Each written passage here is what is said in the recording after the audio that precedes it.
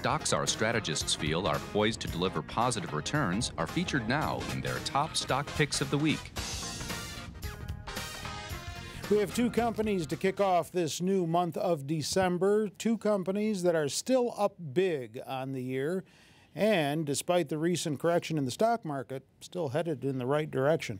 Shiraz Mian and Nina Mishra are going to fill us in on what each of these companies are. Shiraz, we're going to start with you with Walmart. Walmart, yeah. Holidays, holiday shopping, Yeah. Totally in the theme. Walmart hasn't done as good as the broader retail space in general. In fact, if we look at 2018 as a whole, they started off very strong, but the peak for the year was reached in mid to late January when the stock went to about 107, 108 or something like that. And then recently, in early November, it reached as high as 105, had languished pretty much throughout the year, even though the broader retail space from all of the different subcategories, department stores, discounters, and everyone, had been doing very good while Walmart was languishing.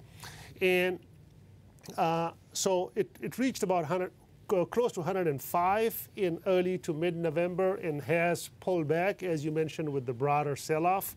But I think Walmart, of all the other retailers that have been struggling to come up with a compelling product and service in response to the Amazon threat, has the best potential.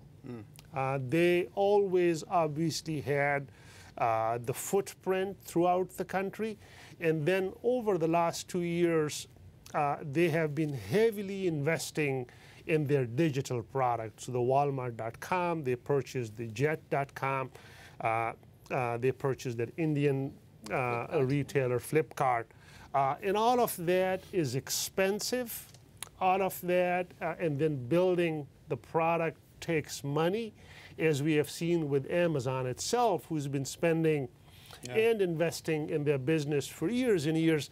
And that has been a tough thing to swallow for the market, who are used to one standard for Amazon in the online world and a different standard for the traditional brick and mortar operators. But I think Walmart, for those who have the stomach and the holding horizon to hold on to it for the next few years, they will find impressive returns from Walmart, and they will find that Walmart, in the end, has turned out to be as good a retail operator in this new retail space that's dominated by digital and online as Amazon is. And I even go to the extent that Amazon's purchase of Whole Foods is in effect an acknowledgement that perhaps the Walmart model, which blends the brick and mortar with the digital offering, is the winning formula.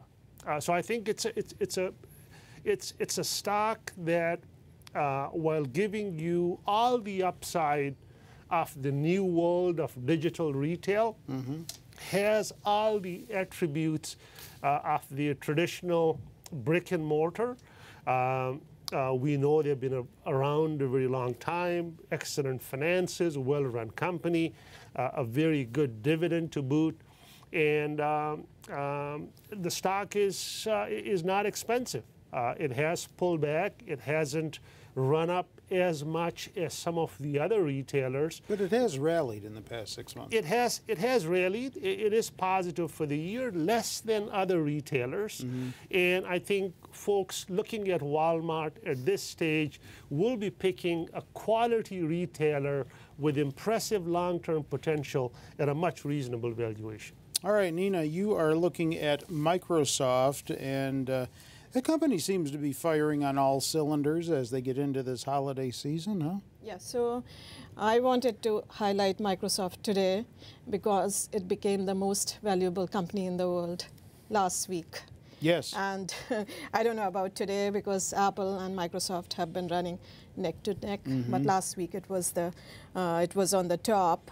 And not many people know that Microsoft is also one of the only 2 AAA rated companies in America. The other one is Johnson & Johnson. And, that's interesting. Yeah. So other tech giants, they were beaten up recently, but Microsoft did pretty well in relative terms. And you know, the reasons are not difficult to understand. Microsoft does not have data privacy issues or regulatory risks like Facebook and Google. It's not facing slowing smartphone demand like Apple. And Microsoft changed its focus from traditional software sales to cloud computing. And that has really paid off. In fact, in the last 4.5 years, since Satya Nadella took over as CEO of the company, the stock value has more than tripled. And due to their cloud business, the growth in their cloud business, recent results were very good. In fact, cloud revenue grew 76%. Results beat on both the top and bottom lines. And if you look at detailed estimates, if you go to our detailed estimates page, you can see that analysts have been raising their estimates for the company. And if you look at the price consensus and EPS price chart over the long term, you know it has done pretty well. Just 2 misses in the past 20 quarters. And Amazon is the leader in cloud business. Amazon has about 52% share in global cloud infrastructure market. And Microsoft is, in fact, a distant second with about 13.2% share. But Microsoft's cloud revenue has been growing faster than Amazon's.